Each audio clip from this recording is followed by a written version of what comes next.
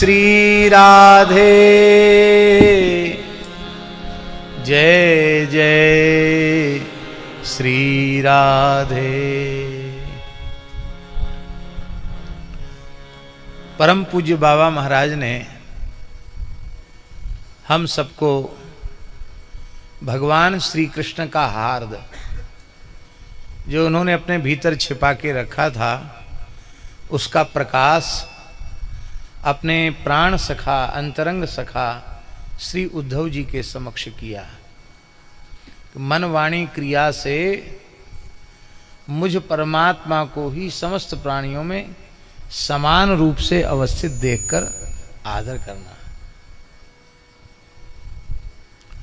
कहने का आशय ये है कि समस्त साधनों का चरम फल यही है, यत् सर्वत्र तदीक्षणम, सर्वत्र भगवत दर्शन हो जाए, सर्वत्र भगवत दृष्टि आ जाए। और जैसा संतों से, गुरुजनों से सुना है, जीव पूरी तरह निर्मल हो गया है, विशुद्ध हो गया है, निष्पाप हो गया है।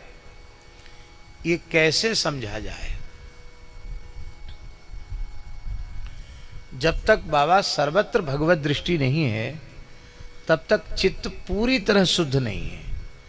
अंतःकरण पूरी तरह विशुद्ध हो जाएगा, मन बुद्धि चित्त अहंकार, तो वस्तुतः बाहर भीतर श्री कृष्ण के अतिरिक्त कोई दूसरा तत्व है ही नहीं।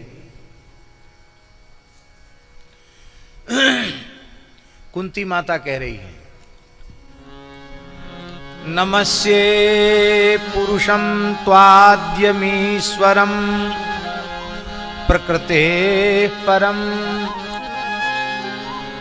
अलक्ष्यं सर्वभूतानां अंतर्बहिरवस्थितम। आप सभी प्राणियों के भीतर बाहर अवस्थित हैं, फिर भी अलक्ष्यम, लक्षित नहीं होते हैं।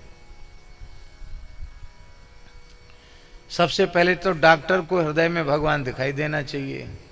पूरा हृदय चीर करके डॉक्टर रख देता है और उससे भगवान नहीं दिखाई पड़ते हैं, न भीतर न बाहर।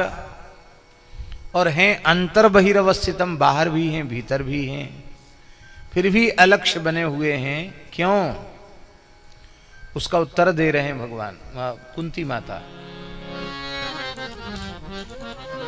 माया जवनिकाच्छन्नम अज्ञाधोक्षजमव्ययम् न लक्ष्य से मूढ़ दृशा नटो नाट्यधरो यथा। आपने अपने आप को माया की यवनिका में, पर्दे में छिपा रखा है। आप ऐसे ही नहीं दिखाई पड़ते हैं जैसे पर्दे के भीतर छिपा हुआ कठपुतली नचाने वाला सूत्रधार उंगलियों में धागे पिरो के रखता है। कठपुतली हंसती, रोती, गाती, खेलती, कूदती, तरह तरह की क्रिया करती दिखाई पड़ती है, पर वस्तुतः वो तो लकड़ी की है, कुछ कर ही नहीं सकती है। वो सब करने वाला, नचाने वाला वो सूत्रधार है। और स्त्री पुरुष की आवाज में भी, कभी बच्चे कभी बूढ़े की आवाज में बोलने वाला भी वही एक व्यक्ति है। लेकिन दर्शक लोग यही देखते हैं कि कठपुतली रो रही है, कठपुतली गा रही है, कठपुतली खेल रही है। हे श्री कृष्ण, आपने आपको माया के पर्दे में छिपा रखा है। पर जो दास निवेदन करे, श्री कृष्ण ने तो अपने आप को माया के पर्दे में छिपा रखा है, पर पूज्य बाबा जैसे संत, वो तो ठाकुर जी के सत्संकल्प से जगत के मंच पर विराजमान है। संतों ने अपने आप को माया के पर्दे में नहीं छिपा रखा है। संत प्रत्यक्ष हैं। और बाबा ऐसा न होता तो ठाकुर जी अपनी वाणी में संशोधन क्यों करते? पहले भगवान ने कहा, चेतः खल्वस्य बंधाय मुक्तये चात्मनो मतम गुणेषु सक्तं बंधाय रतं वा पुंसि मुक्तये। इस चित्त का मुझ परमात्मा में अनुरक्त हो जाना ये मोक्ष है, और विषयों में गुणों में अनुरक्त हो जाना यही बंधन है। भगवान कपिल देव कह रहे हैं माता देवहूति से। और बाबा इसी प्रकरण में, इसी अध्याय में 2-3 श्लोक बाद भगवान बोले, इसी में सुधार कर दिया ठाकुर जी ने। प्रसंग मजरम पाशमात्मन कवयो विदुः स एव साधु सुकृतो मोक्षद्वारमपावृतम्। जीवात्मा का दृढ़ासक्ति ऐसा बंधन है जो कभी जीर्ण होता ही नहीं, मजबूत से मजबूत होता चला जाता है। शरीर जीर्ण होता है, आसक्ति का बंधन और सुदृढ़ हो जाता है।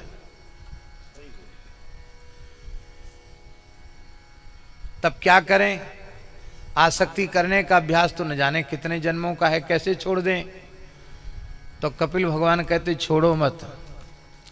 स एव साधु सुकृतो मोक्षद्वारमपावृतम्। वही आसक्ति संतों के चरणों में जोड़ दो तो मोक्ष का द्वार खुल जाएगा। देखो,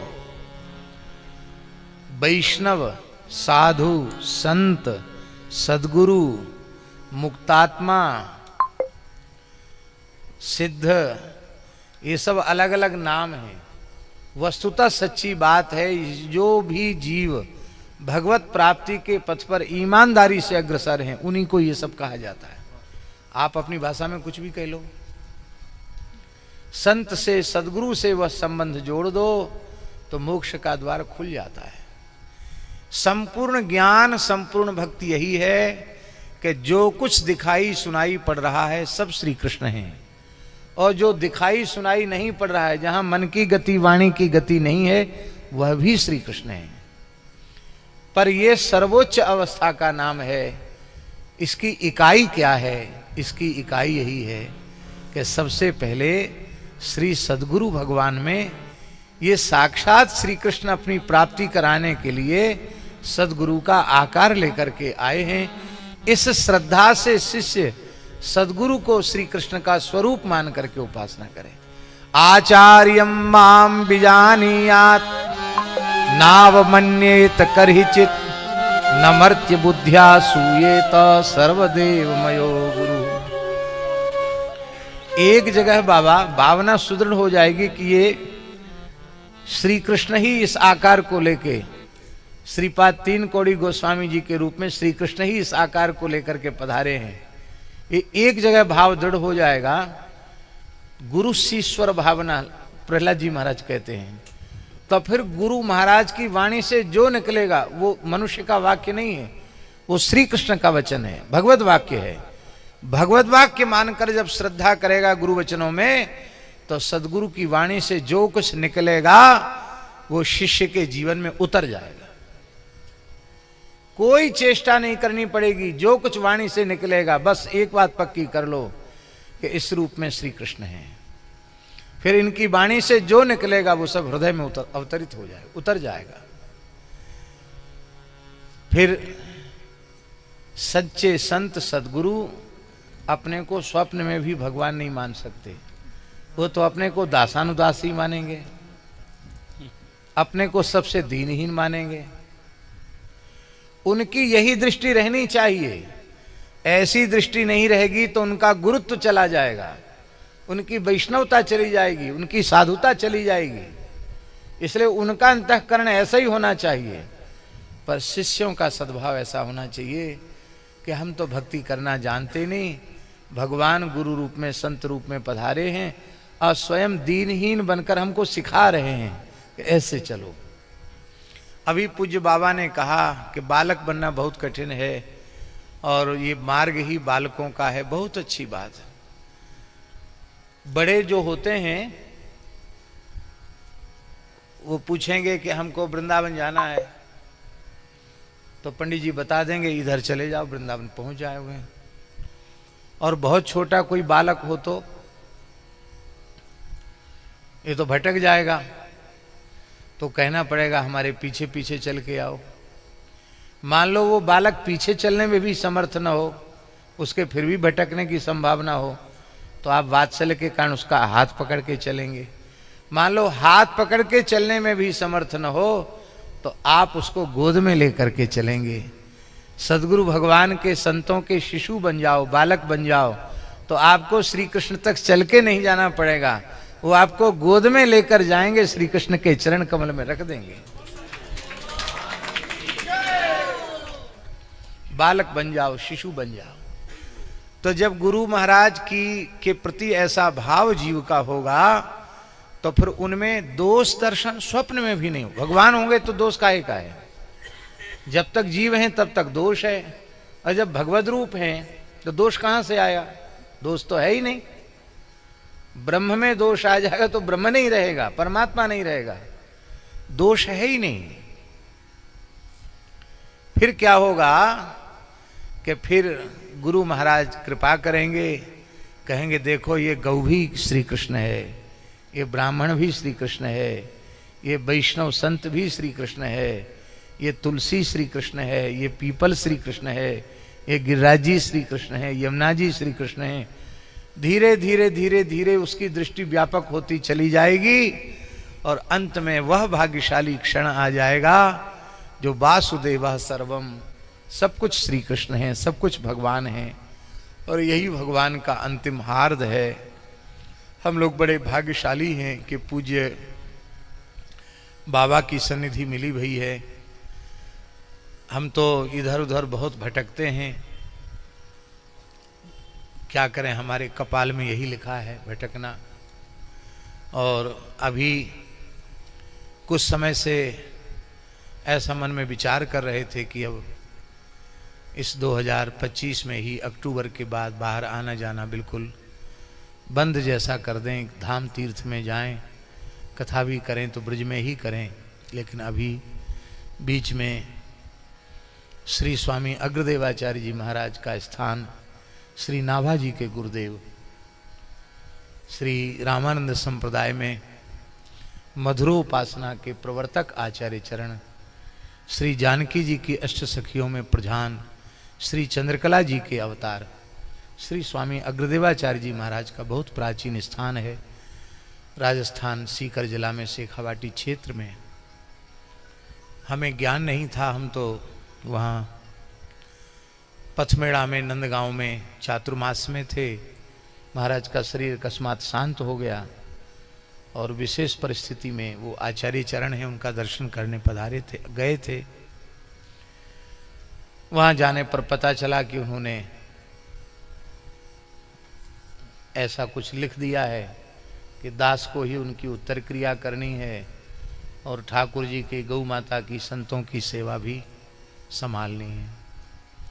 संपूर्ण भारतवर्ष के पूज्य संत महापुरुष पधारे थे, क्योंकि बाबा वहाँ से 14 द्वाराचार्य परंपराएं निकली हैं रेवासा धाम से।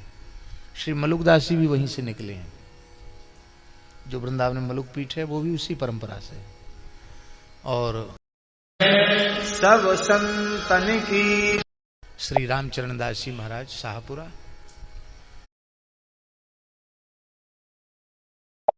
और श्री दरियाब जी महाराज रेण, और निरंजन संप्रदाय ये वहाँ से निकले। श्री गुरु नानक देव जी वहाँ 1 महीना रहे। गोस्वामी तुलसीदास जी महाराज वहाँ बहुत लंबे समय तक रहे, और श्री वल्लभाचार्य चरण वहाँ पधारे। जब यात्रा करते हुए यहाँ लोहागल जा रहे थे वल्लभाचार्य जी, तो एक रात्रि वहीं रुके रेवासा में।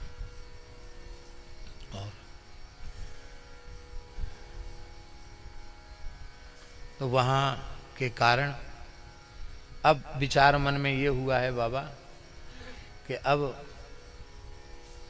अपनी इच्छा अनिच्छा सब त्याग करके ठाकुर जी श्री जी जहाँ रखें जैसे रखें, बस ये है कि आप सब संतों के चरणों में प्रीति बनी रहे, उत्तरोत्तर प्रीति बढ़ती जाए। तो बड़ा दिव्य स्थल है बाबा, वहाँ 4 आचार्यों का तो सदेह निकुंज गमन हुआ है। हाँ सदेह। और श्री सीताराम जी की निकुंज है, रासस्थली है, और आज भी श्री किशोरी जी के नूपुर वहां सुनाई पड़ते हैं। और अग्र स्वामी जी की पदावली बड़ी अद्भुत पदावली है, बहुत अद्भुत पदावली।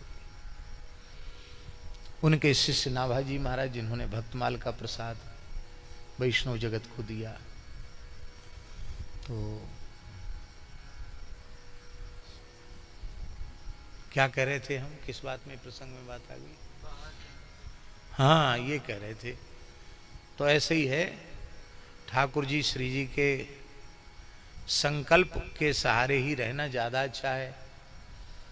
और अब तक जो सोचा वो हुआ नहीं, जो इन्होंने चाहा सो ही हुआ। तो अब इनकी ही इच्छा में इच्छा मिला के रखना है। जहाँ रखें, जैसे रखें, बस मन की भावना तो ये है कि जल्दी जो भी श्री जी ने, ठाकुर जी ने सेवा सौंपी है, उसकी जल्दी व्यवस्था हो के फिर आप लोगों के चरणों में जल्दी आवें। अब अधिक समय थोड़ा वहाँ देना पड़ेगा, बार बार आना जाना पड़ेगा, ऐसा ही है। जय जय श्री राधे। एक पद सुना दें अग्र स्वामी जी का, अब फिर कीर्तन बाबा करें ना।